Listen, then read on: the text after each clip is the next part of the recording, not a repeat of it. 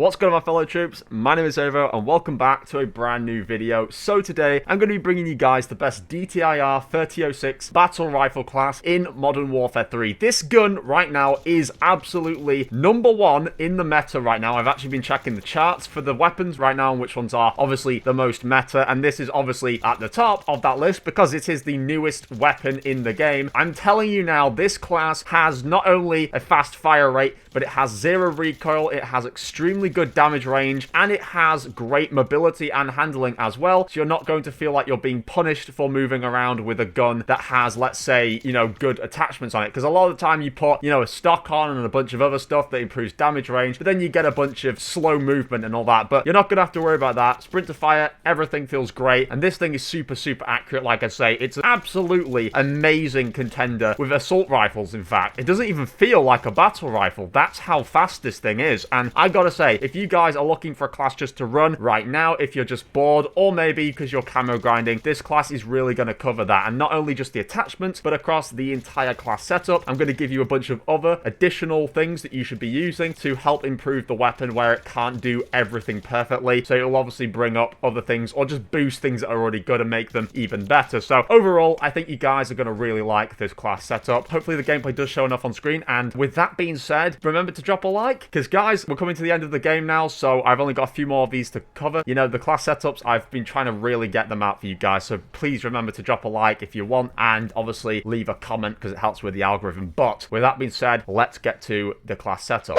Okay, so as you can see, we're here on the class setup area. The first thing we're running is the standard vest, which is just the infantry vest to increase our tac sprint duration and reduce the refresh time between tac sprinting so we can do it more often. I just think that's a nice thing to have whilst we are using a battle rifle, for example. And yeah, so I think that's definitely something you're going to want to use. None of the other vests are really going to be important for this class, not unless you want to go for a certain playstyle and you want to switch that up. Then I'm running just the Renetti as a secondary. It doesn't really matter. We're going with the stim for the tactical, frag grenade as a lethal, and munitions box for additional ammo if we need it for the field upgrade. Then we have got the gloves, which is the assault gloves. This is going to allow that while we're jumping, accuracy and time to ADS is improved. That is something I find quite annoying, especially with assault rifles, battle rifles, typically kind of the rifle weapons, right? You're trying to jump in ADS and it feels a little bit off. So this is going to help make that feel smoother and quicker. And then we are running the tactical pads for the boots to increase our slide velocity and allow for ADS while sliding. So again, further ADS mobility whilst we're moving around. And I think it's really nice that whilst we're sliding, we get extra velocity. Increases your stance, transition speeds, and crouch movement speed. So again, just changes the speed that it takes you from crouching and, you know, moving. And I think that is something you're going to do a lot if you're drop shotting, for example. If you tend to drop shot on people like I do, you do want to increase transition speed to crouching. So that's going to help with that. And for the gear, obviously we have two pieces. The first one we're running should be a no-brainer. Tac mask for shipment and all those smaller maps just to really reduce the strength of the enemy stuns, flashes, gas grenades, all that good stuff. That's the main reason we are running that. Then for the other piece of gear, we have the EOD padding, which reduces damage from non-killstreak enemy explosives and enemy fire, because those are quite annoying as well, especially with like the Molotovs and stuff. So yeah, that's what we're running for the overall class. Now let's get to the attachments. For the first attachment, we're running the Quartermaster Suppressor. Hands down, one of the best muzzles in this game. Absolutely phenomenal. This thing does the most suppression to that gun kick and to the recoil to the point where it's literally non-existent, and it's also going to make you undetectable on the radar as well whilst firing your weapon, so that gives you an extra bonus as well. This thing is an absolutely just top-notch muzzle, and it's no surprise that we run it on pretty much all of the newer class setups now because it's just so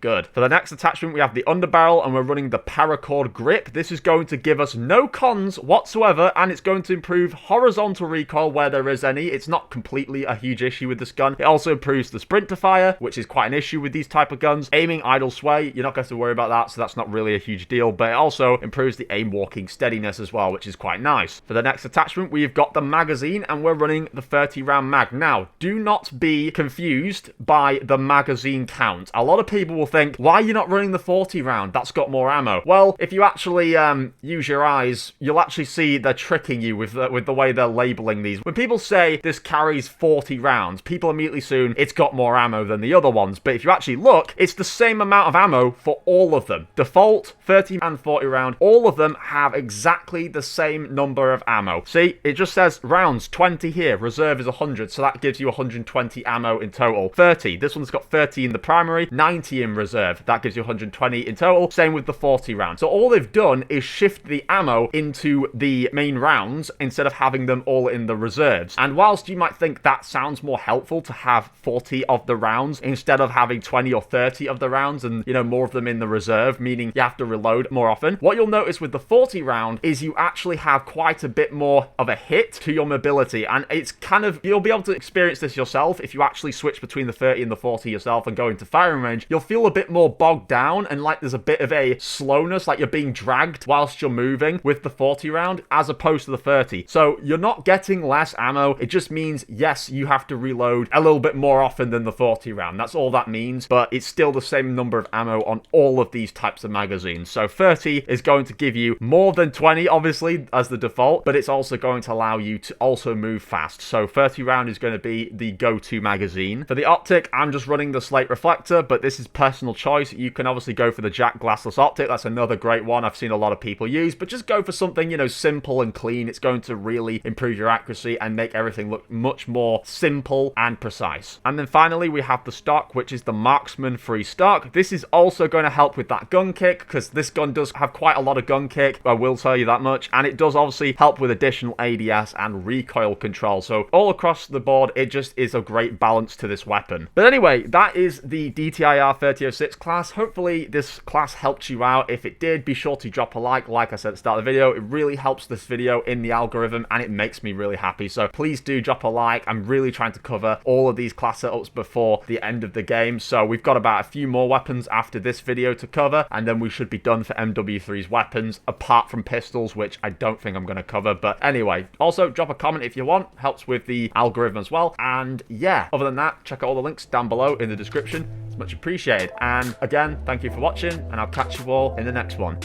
Bye, guys.